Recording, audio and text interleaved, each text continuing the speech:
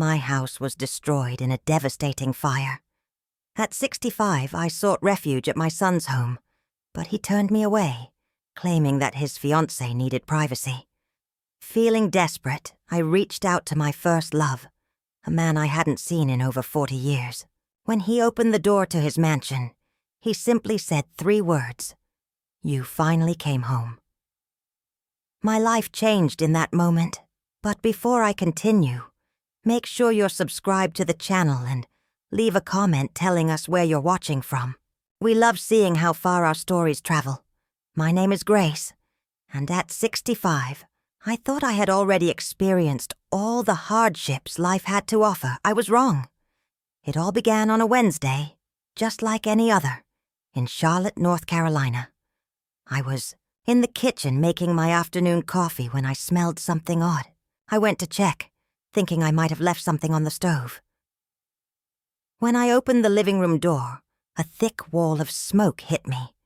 Flames were already consuming the curtains and climbing the walls at a speed that paralyzed me for a few crucial seconds. The smoke detector should have been going off, but I later found out the battery had died months ago. A small oversight that would cost me everything I owned. I ran back to the kitchen, scrambling to grab the phone and call the fire department. The smoke filled the air, making it hard to breathe and impossible to think clearly. I heard glass breaking and realized I didn't have much time. The flames were devouring my house with terrifying speed, and my only thought was to escape with my life. I grabbed my purse and bolted for the back door. The last thing I saw before I ran out was a portrait of my late husband, Robert, starting to blacken from the heat. The neighbors were already in the street when I stumbled out, gasping for air. Mrs. Jenkins, my 78-year-old neighbor, was the first to reach me, pulling me into a hug as we both watched helplessly. The fire ravaged the home where I'd lived for over 40 years. The fire department arrived in about 10 minutes, but it was already too late. They managed to prevent the blaze from spreading to other houses, but mine was lost. In just 1 hour, 4 decades of memories turned to ashes. The kitchen table where my son David had done his homework, the walls that held the marks of his growth, the bedroom I shared with Robert for 37 years. It was all gone. I stood on the sidewalk, wrapped in a blanket someone had draped over my shoulders, while the firefighters worked. Later, they told me that the fire likely started from a short circuit in an old outlet, a simple electrical problem that destroyed everything. When the flames finally died down, only a blackened shell remained. The fire chief approached me, his face covered in soot, his eyes filled with a pity I couldn't bear. "I'm so sorry, ma'am. We did everything we could," he said. But I didn't need him to finish the sentence. I could see it for myself. A total loss. Everything I owned, aside from the clothes I was wearing and the contents of my purse, was gone. That night, the neighbors, who still had homes, took me in. Sweet Mrs. Jenkins offered me her place, but her small apartment was already full with visiting grandchildren. The Red Cross had set up emergency shelters, but the thought of sleeping in a gymnasium full of strangers made me feel even more lost. That's when I decided to call my son. David lives about a 40-minute drive away in Valentine, an upscale suburb of Charlotte, known for its tree-lined streets and picture-perfect homes. He had moved there 4 years ago, when he was promoted to regional manager at the insurance company where he works. We weren't close, not like a mother and son should be, but he was all I had left. I used Mrs. Jenkins' phone because mine had melted along with everything else. "David, darling, it's Mom," I said, my voice weaker than I expected. "Mom, what's going on? You sound upset." "There was a fire, son. The house is gone. Everything's gone." There was a long pause. "Were you hurt?" "No, I'm fine. Just a few scrapes and a sore throat from the smoke. But I need a place to stay while I sort things out, just temporarily." Another pause. "Sure, Mom. Come on over." We'll figure it out." The relief I felt was so overwhelming I nearly collapsed. My son would take care of me. Despite the distance between us, despite the missed calls and awkward family dinners, he was still my boy. The next morning I stood staring at the charred ruins, waiting for the insurance adjuster to arrive. When he did, a young man with a clipboard and camera, he coldly assessed the damage.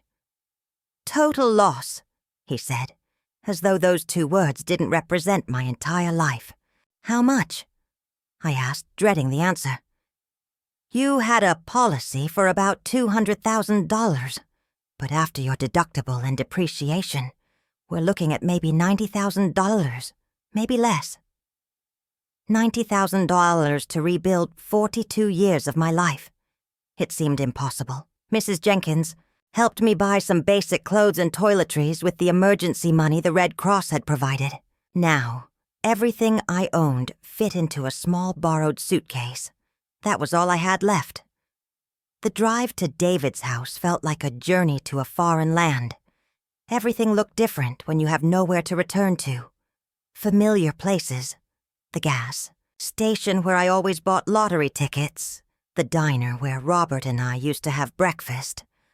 All felt like they belonged to someone else. David's neighborhood, as always, was immaculate. Perfect lawns, perfect sidewalks, perfect lives. I felt like an intruder, bringing my tragedy into their perfect world. His house was a 2-story colonial with white shutters and a red door, chosen by his fiancée Victoria. I had met her only 3 times in the 2 years they had been together. She was 30, he was 39, and she had an opinion on everything, from the color of the walls to the wine served at dinner. I pulled into their driveway and sat in the cab for a moment, gathering my courage. This is temporary, I told myself, just until I can figure out what comes next. Just until the insurance money arrives, and I can find a small apartment. I never imagined that walking up to my son's front door with my borrowed suitcase would be one of the hardest things I'd ever done. But as I raised my hand to knock, I felt a familiar sinking feeling. The same hollow feeling washed over me as when Robert died, as if the floor beneath me was vanishing. Little did I know, I was about to fall even deeper. David opened the door before I could knock, as though he'd been waiting for me. For a brief moment, seeing his familiar face, Robert's eyes, my own stubborn chin, made me feel like everything might be okay. He was my son, my only child. Surely blood meant something. "Mom," he said, stepping aside to let me in, but his voice carried an undertone I couldn't quite place. Distance, maybe, or discomfort. Victoria appeared behind him almost instantly, as if she'd been waiting in the wings. She wore white jeans and a silk blouse that probably cost more than I used to spend on a month's worth of groceries. Her brown hair was swept into a messy bun that somehow looked perfectly styled, and her smile was the kind that never quite reached her eyes. "Grace, how horrible about your house," she said, but her gaze was focused on my ragged suitcase, not me. David told me what happened. I put my suitcase down in their pristine entryway, suddenly conscious of how out of place I must seem. My newly bought clothes, simple and cheap, stood in stark contrast to the polished marble of the hall. Despite the shower I had taken at Mrs. Jenkins' house, I could still smell the smoke clinging to my hair. "It's just temporary," I said quickly, "just until I get back on my feet." David and Victoria exchanged a glance, one of those wordless spousal conversations that excludes everyone else in the room. I'd seen Robert and I do the same thing countless times, but from the outside, it felt like they were shutting me out of a club I didn't know existed. "Let's sit down and talk," David said, guiding me into the living room. Their house was beautiful, the way magazine homes are beautiful. Everything perfectly matched. Nothing out of place. White furniture that looks like no one had ever sat on it. Glass coffee tables that reflected light from windows so clean they looked invisible. It was the kind of house you were afraid to touch anything in. I sat on the edge of the immaculate sofa, my new shoes planted firmly on the flawless hardwood floors. Victoria noticed and flinched slightly. "So what's the plan?"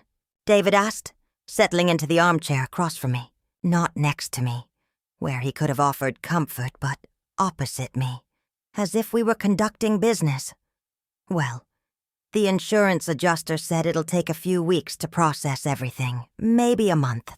I was hoping I could stay here until then, just until I find a small apartment or something."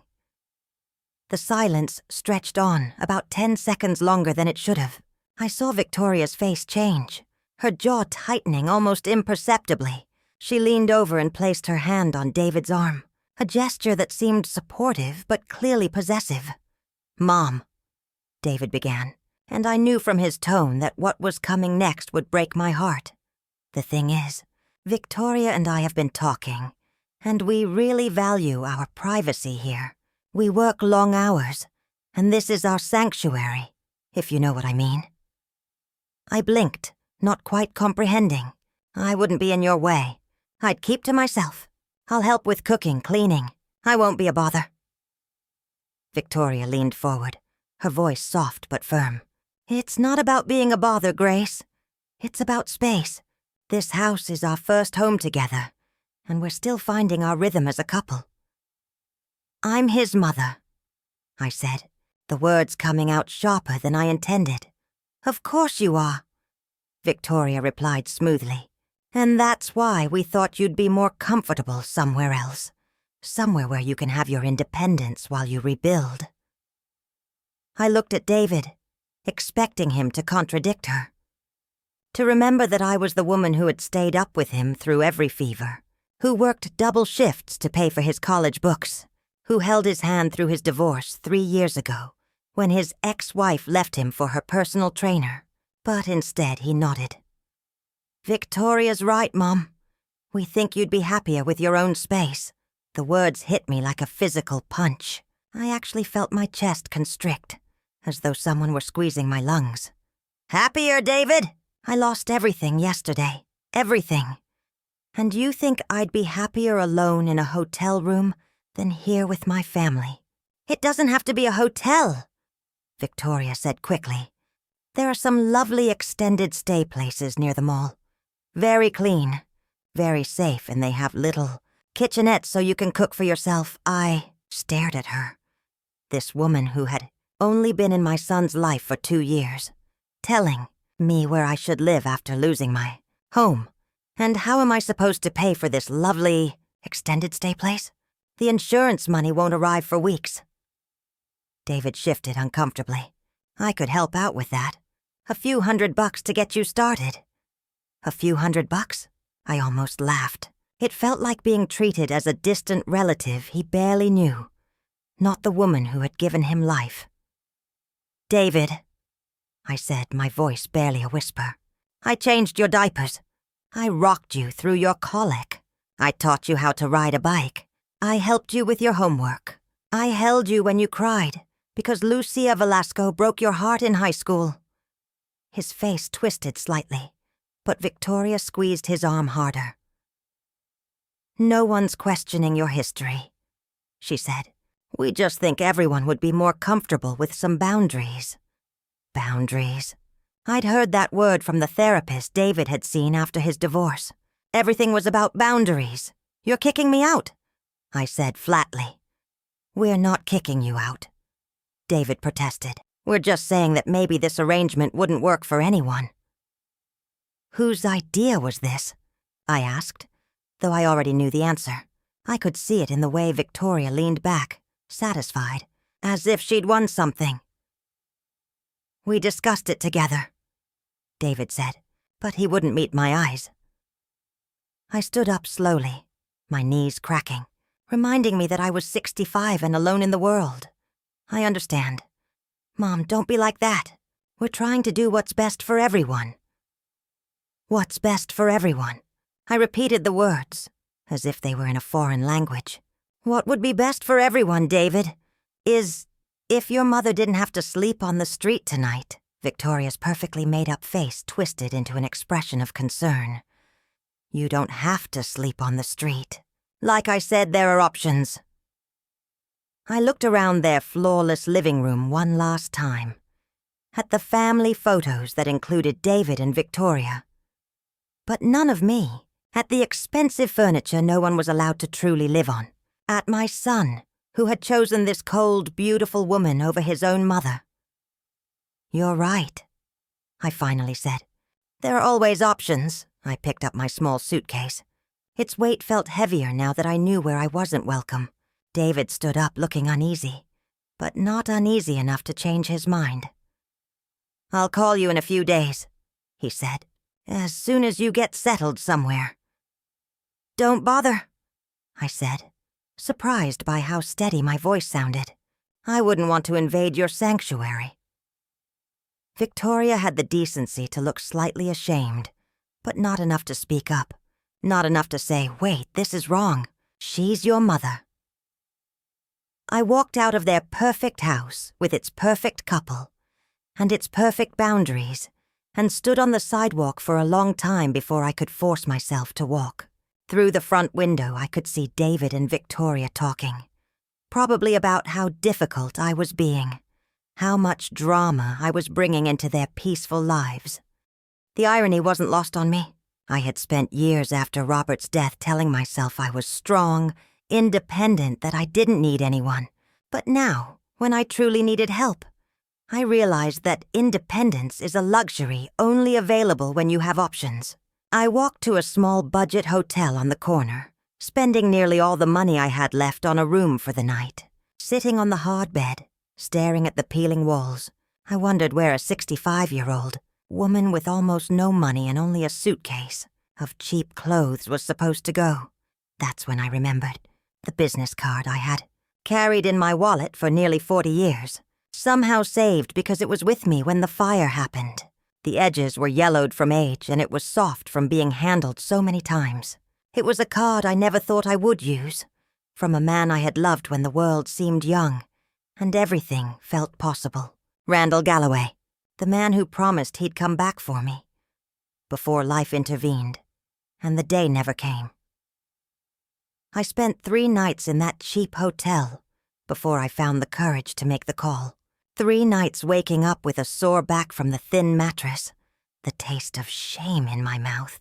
3 nights listening to arguments in the hallway and the constant hum of traffic outside the badly insulated window. 3 nights washing my few new clothes in the small bathroom, hanging them to dry on the room's single chair. The business card felt like tissue paper between my fingers, worn smooth from decades of being carried but never used. Randall Galloway was written in faded blue ink, followed by a phone number with an area code I didn't recognize. On the back, in my youthful handwriting, was a note, "Never forget G." I had written those words when I was 25, believing with the absolute certainty of youth that Randall would be the great love of my life. He was 26, with dark hair that fell over his forehead, and eyes the color of amber. He worked for his father's construction company after college, and dreamed of bigger things, of building something that mattered. We dated for 9 months, which at 25 felt like an eternity. He used to take me to the overlook on the hills outside the city where we'd sit on the hood of his car, talking about our plans. "I'm going to start my own business," he'd tell me, his voice full of ambition. "Something in construction or real estate, something that'll make me rich enough to give you everything you deserve. I'll come back for you, Grace." He promised me that the night before he left for a project in Atlanta. "I'm going to make something of myself, and then I'll come back and marry you." But promises at 25 have a habit of fading when real life takes over. He wrote letters at first, long, passionate letters full of dreams and plans. I wrote back, telling him about my job at the bank, about how I was waiting, just as I'd promised. Then the letters grew shorter, less frequent. When I met Robert 6 months later at a church event, Randall felt like a beautiful dream I once had, too good to be real. Robert was steady, Reliable. Already 32 with a good job at the phone company. He didn't promise me the world, but he promised me a house, a family, security. When he proposed after 5 months, I said yes. I put Randall's business card in the pocket of my wedding dress, a secret talisman I couldn't bring myself to throw away. Now, 40 years later, sitting in a cheap hotel room that smelled of damp and stale cigarettes, I wondered what had become of that dreamy man with the amber eyes. I followed his career sporadically over the years, through mutual friends. I heard he had made good on his promises.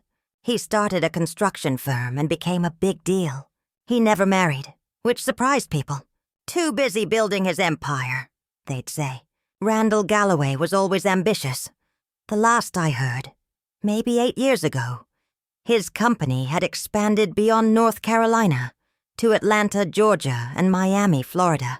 Galloway Development, building shopping centers and office complexes. The young man from the construction firm had become the kind of man who wore expensive suits and made decisions that affected hundreds of people. What would that man want with a 65-year-old widow staying in a budget hotel with nothing but a suitcase of clothes from Target? The rational part of my brain said it was ridiculous, even pathetic. You don't call someone after 40 years because your life has fallen apart. You don't look up your young love when you're old, desperate, and have nowhere to go. But rational thought is a luxury when you're counting the quarters in your purse, trying to figure out if you have enough for one more night's stay. On the 4th morning, I couldn't take it anymore. My back ached from the hard mattress. The money was running out, and the hotel had already warned me they needed the room for a booking coming in the next day. I sat at the room's little table staring at the card, my hands trembling beyond just the morning chill. What would I say? Hello, Randall. Remember me? I'm homeless now. Can you help? The number on the card was probably disconnected, or it would ring through to some secretary who would politely inform me that Mr. Galloway was far too important to take calls from random women claiming to have known him in their youth. But what if it wasn't? What if he answered? My heart hammered as I dialed the number. Each digit felt like a step off a cliff. It rang once, twice. Galloway Development. Randall speaking. His voice was deeper now, molded by time and responsibility, but unmistakably his. After 40 years, I would have recognized it anywhere. I almost hung up, almost hit the end call button, and went to find some other solution.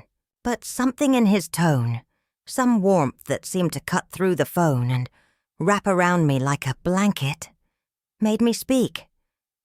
Randall, it's Grace. Grace Thorne. Well, I'm Grace Robert now, but I used to be Thorne. Silence. Long enough for me to think maybe the call had dropped, or maybe he'd hung up, or maybe he had no idea who I was. Then, Grace. Just my name said, like a prayer or a wonder, as if he couldn't believe it. I'm so sorry to call like this. I rushed, the words tumbling out in my desperation to explain before he could hang up. I know it's been a long time and I probably shouldn't be calling, but I just didn't know who else to turn to. Where are you? He interrupted, his voice sharp with concern. I'm in Charlotte at a hotel called the Rest Stop. And I know this sounds crazy, but my house burned down last week. I lost everything. And my son doesn't want me to stay with him. And I have nowhere to go, the words spilled out, each one harder than the last. Admitting that your own son had rejected you felt like admitting you'd failed at the most basic part of being human. Give me the exact address, Randall said, his voice now entirely professional. I'm coming to get you. You don't have to do that. I don't know why I called. I guess I just needed to hear a friendly voice. Grace. His tone allowed no discussion. Tell me where you are. I'm walking to my car right now. Over the phone, I could hear the sound of a door closing, an engine starting. He was really coming. This man I hadn't spoken to in 40 years was dropping whatever important business he was doing to rescue me from a budget hotel. I gave him the address, my voice barely a whisper.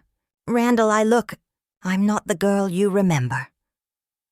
"Neither am I," he said, and I could hear the smile in his voice, but I've been waiting 40 years for this call.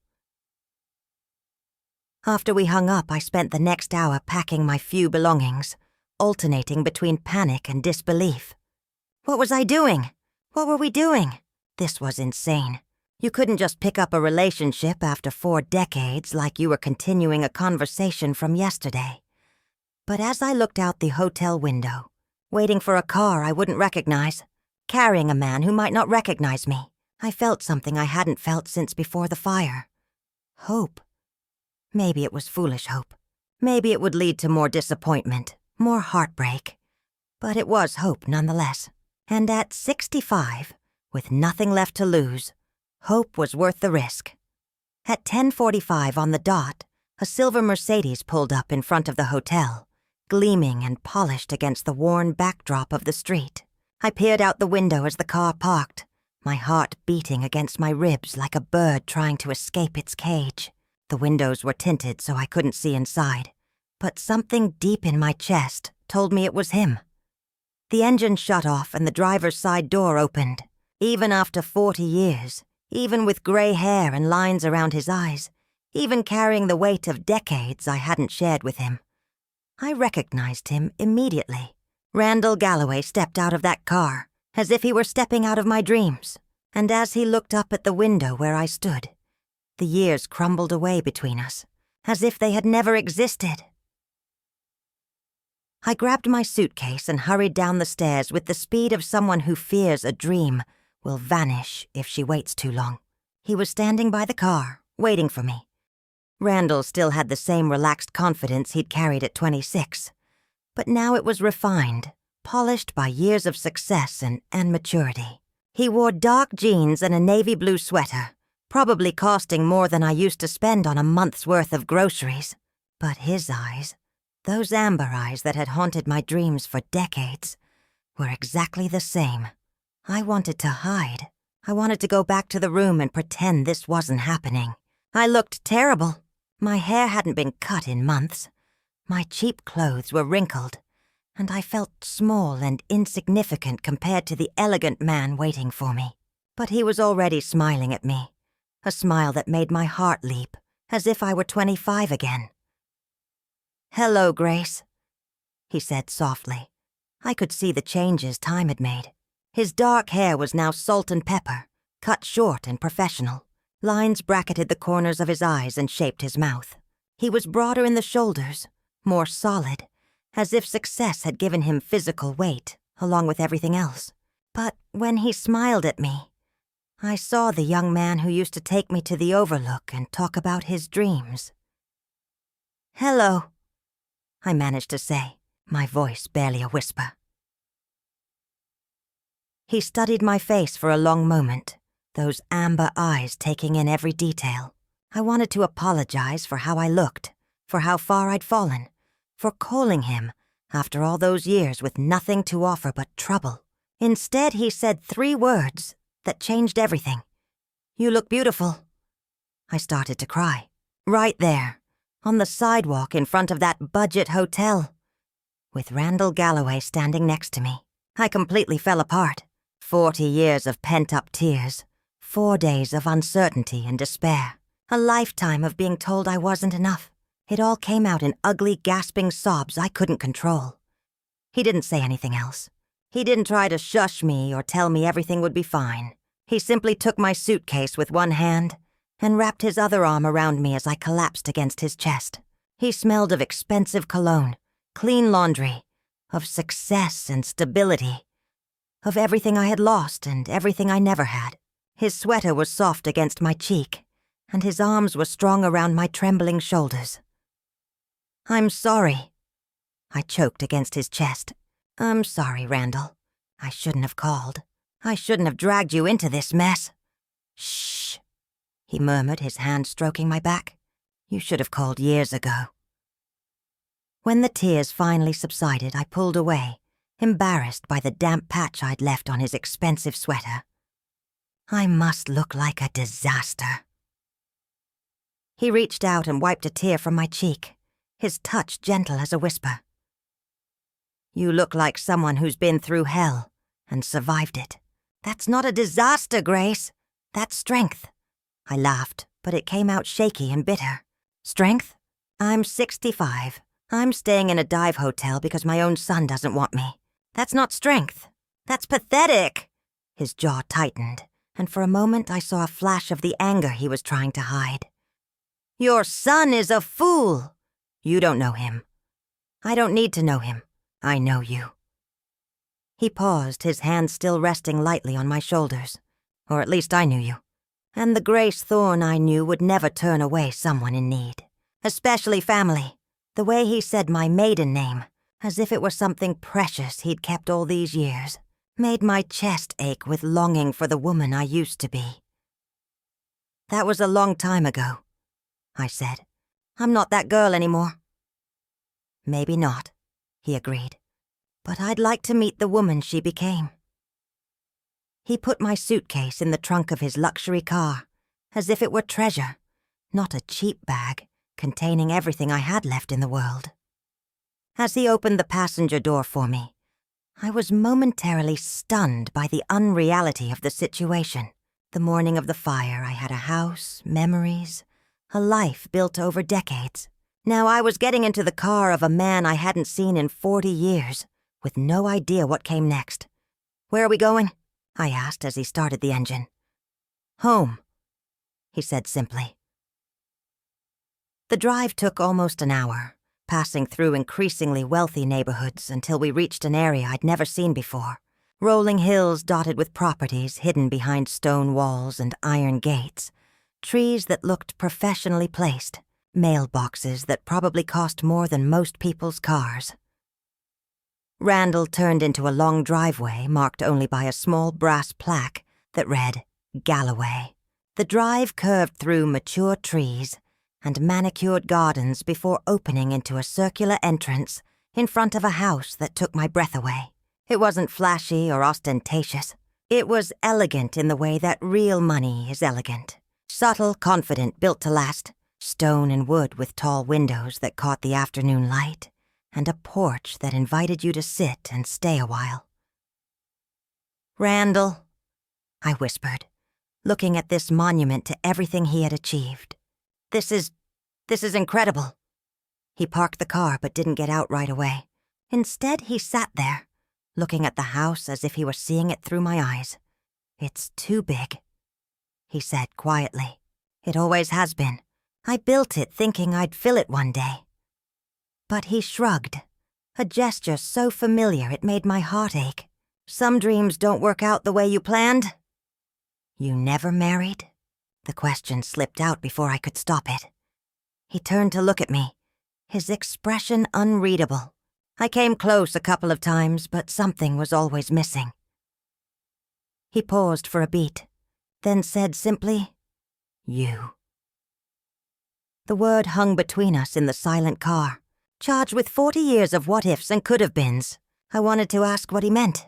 I wanted to understand how I could have been missing from a life I was never a part of. But before I could find the words, he was already out of the car, rounding the front to open my door. The house was even more stunning inside. Hardwood floors that gleamed like honey, high ceilings, furniture that looked like it belonged in architectural magazines, but didn't feel cold or museum-like. There were books everywhere, comfortable reading chairs near the windows, photos scattered on end tables. It felt like a home where someone actually lived, not just a showcase for success. "Are you hungry?" Randall asked, leading me into a kitchen larger than my old living room. "I was about to make lunch when you called. I realized I was starving. The hotel breakfast had been nothing but stale toast and weak coffee, and my stomach was cramping with emptiness and nerves." "I don't want to be any trouble," I began, but he cut me off with a look. "Grace, stop. You are not trouble. You are." He paused, searching for the words. "You are the answer to a question I've been asking for 40 years. While he cooked, I studied the photographs scattered throughout the room.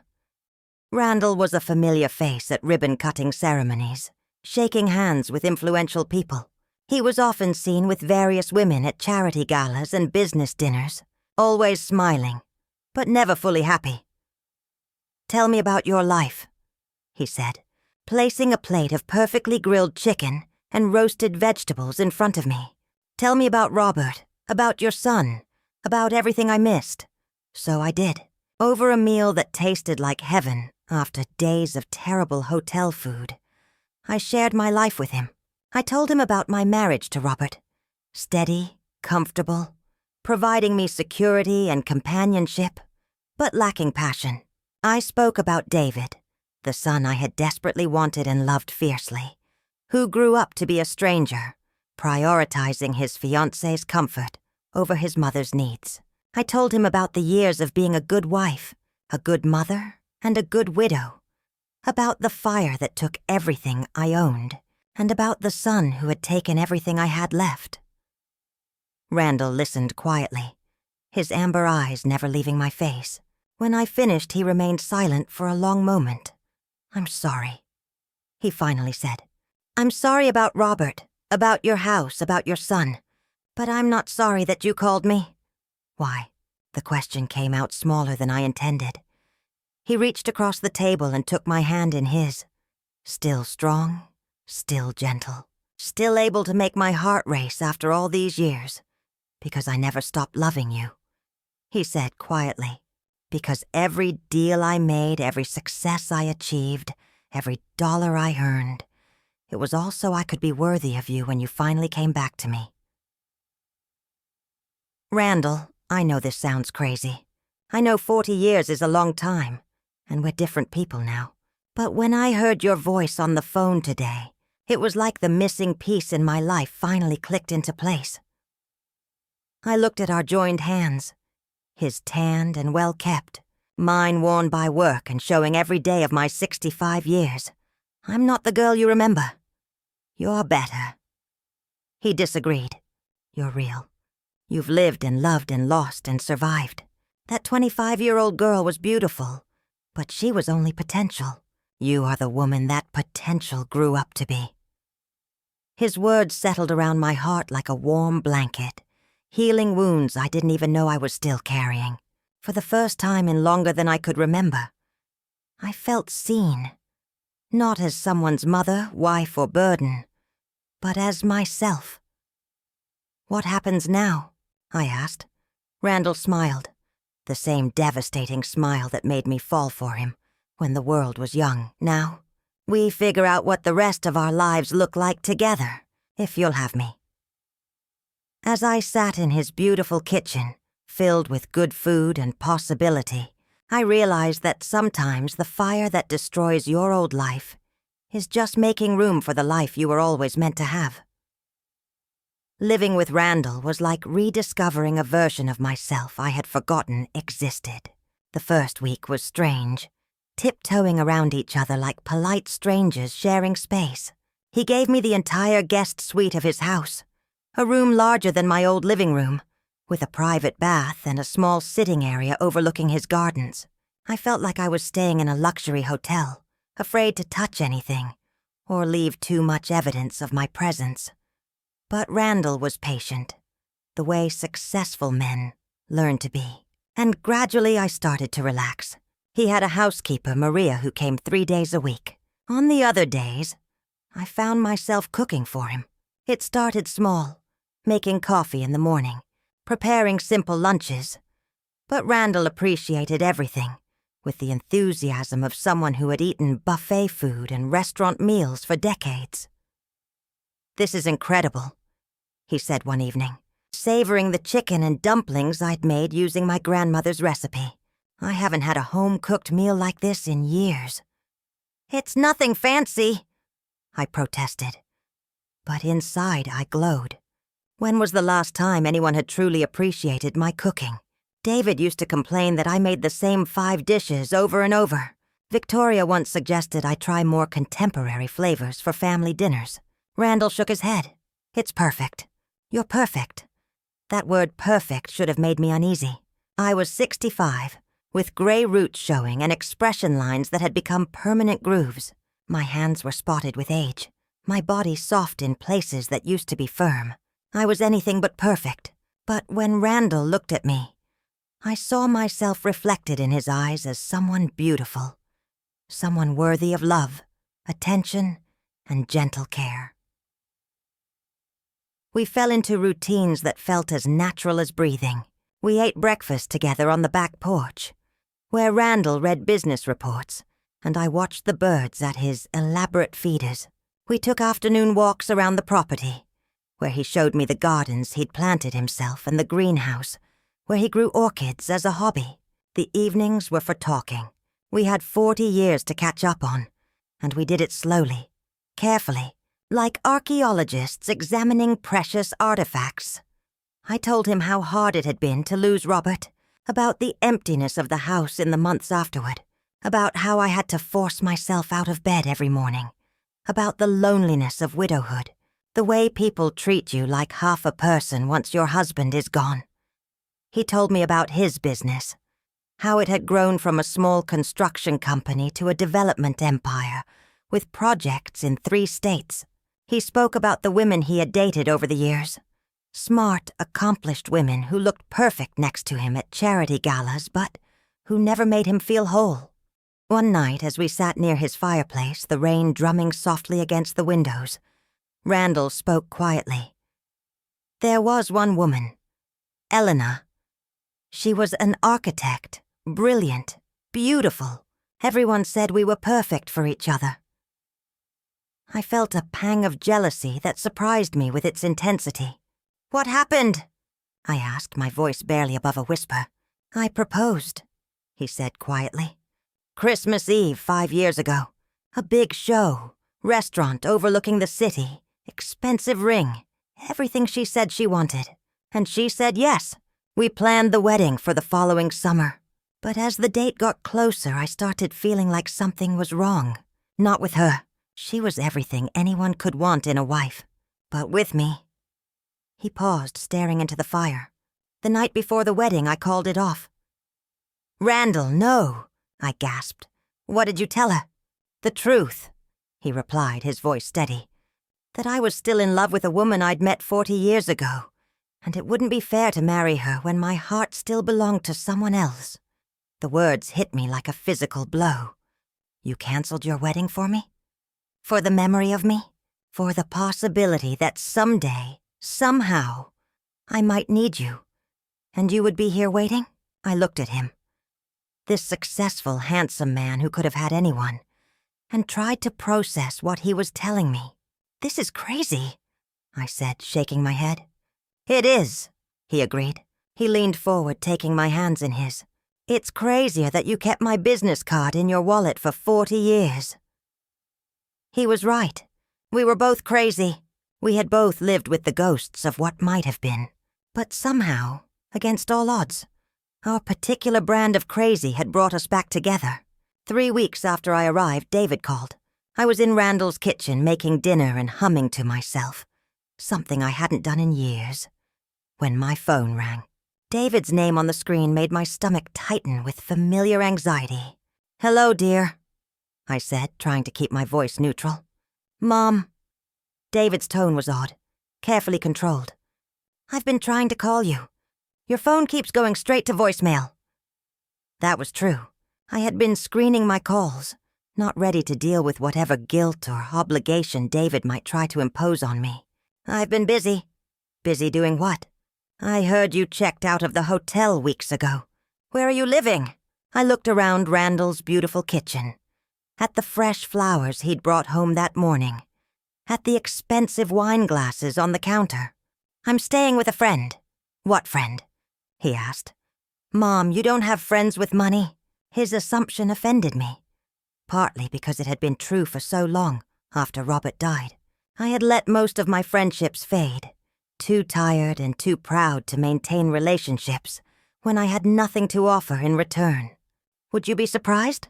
I asked, my voice cold. There was a pause, and I could almost hear him processing this information. "Mom, I think we need to talk. Victoria and I have been discussing the situation, and we think maybe we were too hasty. Maybe you could stay in our guest room for a while, just until you get back on your feet." The offer that would have meant everything to me a month ago now felt hollow, almost insulting. "What made you change your mind?" Another pause. We realized maybe we were too focused on our own needs. Family needs to stick together. What he meant, I realized, was that he had probably heard through the neighborhood gossip that his mother was no longer staying in a cheap hotel. Someone had probably seen her with a well-dressed man in a nice car. David was curious, and curiosity had made him generous. "That's very kind of you," I said, "but I'm perfectly happy where I am." "Mom, you can't just move in with a stranger. It's not safe. What do you even know about this person?" "I know he's never made me feel like a burden," I said quietly. "I know he values my company, appreciates my cooking, and tells me I'm beautiful every single day." The wedding was nothing like my first one. When I married Robert 40 years ago, it was all about what everyone else expected. White dress, church ceremony, reception at the community center with a DJ and a cash bar. We invited everyone we knew, and several people we didn't particularly like, because that's what you did. We performed the ritual for the community, not for ourselves. This time, Randall and I did exactly what we wanted. The ceremony took place in his backyard on a crisp November morning, 5 months after that phone call in the hotel. The pastor was an old friend of Randall's, and the only witnesses were Maria, the housekeeper, and Marcus, Randall's business partner and best friend of 25 years. I wore a simple blue dress that Randall said matched my eyes, and he wore a gray suit that made him look distinguished and handsome.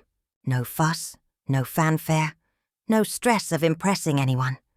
Just two people who had found each other again after 4 decades, promising to spend whatever time they had left together. David came to the wedding. I had debated whether to even invite him, but Randall convinced me to try one more time. "He's your son," Randall said simply. "You'll regret it if you don't give him a chance to make it right." So I called him 2 weeks before the ceremony. "Randall and I are getting married," I said flatly. "November 15th at 2 hours. You're welcome to come, but Victoria is not invited." He showed up alone, looking uncomfortable in a suit that probably cost more than my monthly grocery budget. He shook Randall's hand politely, made small talk, and even managed a strange smile when the pastor declared us husband and wife. But I could see the calculation in his eyes, the way he took inventory of Randall's house, his car, the obvious markers of wealth. This morning I woke up in Randall's arms, in my husband's arms, in the room that became ours, in the house that became our home. Sunlight streamed through the windows overlooking the gardens we tend together, and I could smell the coffee Randall makes every morning before I wake up. At 66, I am happier than I've ever been. Not because of Randall's money, or his beautiful house, or his success, but because someone sees me, truly sees me, and chooses to love what he sees. The fire took my old life. It consumed it and turned it to ash. But sometimes, I think, as I watch Randall read his morning paper across the breakfast table, destruction is just another word for renewal. Sometimes you have to lose everything you thought you wanted to find everything you truly needed. And sometimes, if you are very, very lucky, first love gets a second chance to become forever love. The business card I kept for 40 years is framed now, sitting on Randall's desk in his home office. A reminder that some promises are worth keeping, even when it takes 4 decades to deliver on them.